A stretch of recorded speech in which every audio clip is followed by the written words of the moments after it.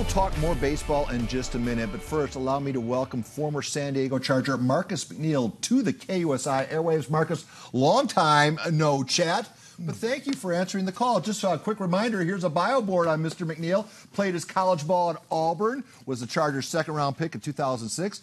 You started every game, right? You started right out of the blocks. Out of the block. Two-time Pro Bowler. His career cut short by a neck injury, but otherwise, while you played, you were as good as anybody in the league. Oh, thank you, Paul. Thank you. Let's start with the news of the day. When you see Manny Machado about to commit to $300 million guaranteed as an NFL guy, you say, that's the best catch of his life. I mean, what is it about their union that can make that happen? Your union, while it's starting to happen, it's not happening nearly at the level that it happens in baseball.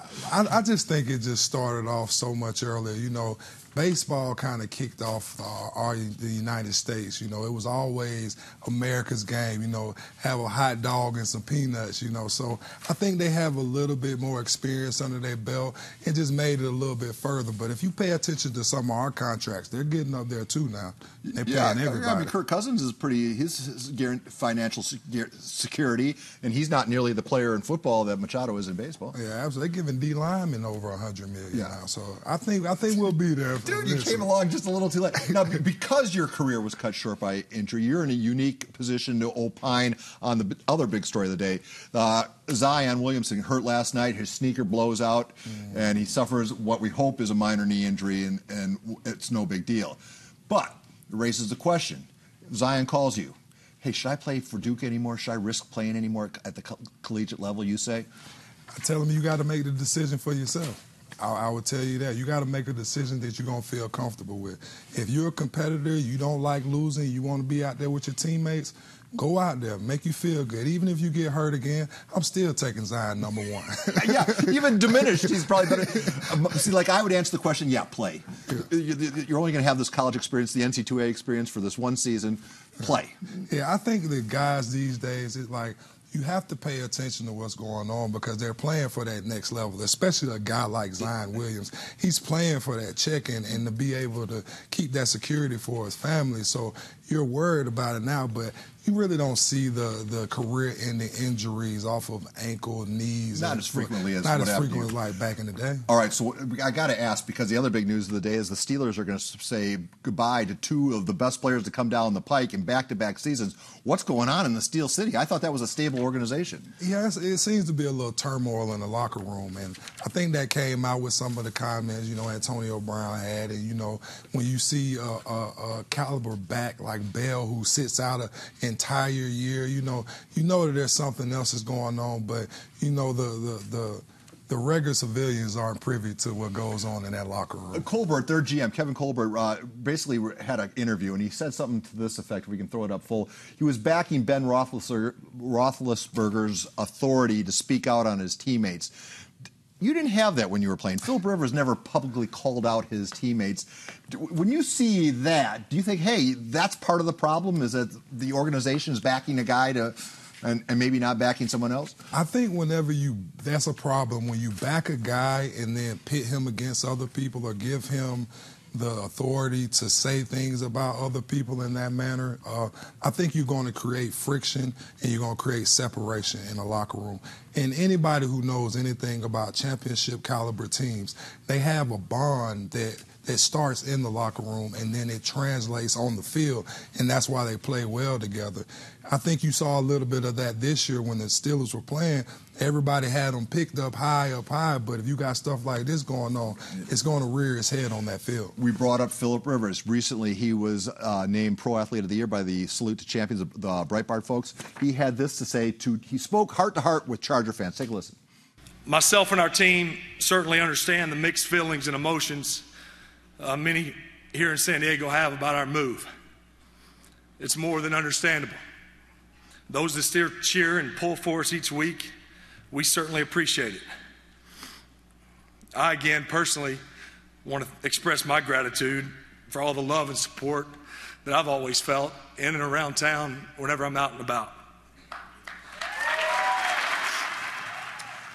Heartfelt, emotional. You had that guy's blind side. You were protecting him. Tell the story about pass blocking for him against Dwight Freeney. Oh my goodness! So the Dwight Freeney story. So all right, we play at Indy this weekend. Everybody knows Robert and Mathis, Dwight Freeney got the best spin moves in the league. So I'm in there every day at practice. They spinning, coach. They spinning. I don't know what to do with them, right? So we get in the game. It's all a joke, but now it's time to lace them up and go. So we out there. The first block I try and put on Freddie, he puts a spin move on me so quick I don't touch him. Boom. So I turn around and I look, and I'm thinking he's going to hit field, but luckily Sproles steps up in the hole. I'm thinking, all right, Sproles will be able to put a hand on him. He spins on him too. So I just get back and I barely touch him. Like, back up. Like, you better watch out. I'm still coming. I'm coming. So the next play, third down play, I'm thinking about how am I going to block him? I know he's going to hit me with this spin move. Again, I got to be ready for it. And he spent on me so fast, the only thing I could think of was like give him my best box out move I learned in basketball. So you're pass protecting, but you're facing Phillip Rivers. So I'm sitting there facing Phillip. And he's checking down. He's sitting there going through his reads, and he's looking at me face to face, and I'm like, throw it. I don't even know where he's at right now on my back. I'm just trying to put my body on him. Let's continue our quarterback motif. Your reaction to the Kaepernick settlement. Or are you disappointed that you didn't get to see whatever was going to be in Discovery? Oh, the dirty laundry. The dirty laundry. The Real Housewives. I mean, wasn't that the whole purpose of it? Was to break the CBA and to expose the NFL's collusion and other dirty deeds? You know what? I thought that I didn't know what was going to come out, to be honest. I didn't know what was going to come out. I think I was on the edge of my seat just like everybody else. But I think that they handled it the way most people handle situations like this. They're going to settle out so they don't have to air out any dirty laundry. So, but there's a lot of people who are backing Colin Kaepernick are, one, disappointed that the settlement numbers, what if it's not 50 or 60 million? What if it's 500,000? And what if it's some meager amount? Well, then that would mean that that the NFL, there was no dirty laundry. But what if it's $100 million or some astronomical thing? Then it means the NFL is dirty as can be. Yeah, I think that whatever he got, he had to feel comfortable with. I mean, it had to be a negotiation, right? But then, okay, for a social justice warrior to take the buyout, for people who supported him in his causes, are you disappointed in him taking a buyout? I don't think you can really be disappointed in him because at this point in time, he stood up for social injustices. I think we'll be talking about this in another 25 to 30 years about Colin Kaepernick and the stance that he took. So regardless if he got bought out or not, I think he made the stance that he made. And I think that the changes or the attention that he brought to social injustice. Would you have joined him? I would have joined him on the social injustice. I would have felt bad, for kneeling. Because I have family who's actually in the military, and she's a colonel. So I respect, the red, white, and blue every day. I respect the people that go out there and fight for our freedom and keep us the way that we are. But I would have stood by my man in that situation because he was talking about social injustices. And the type of person that I am, the character that I have, I'm about equality for everybody.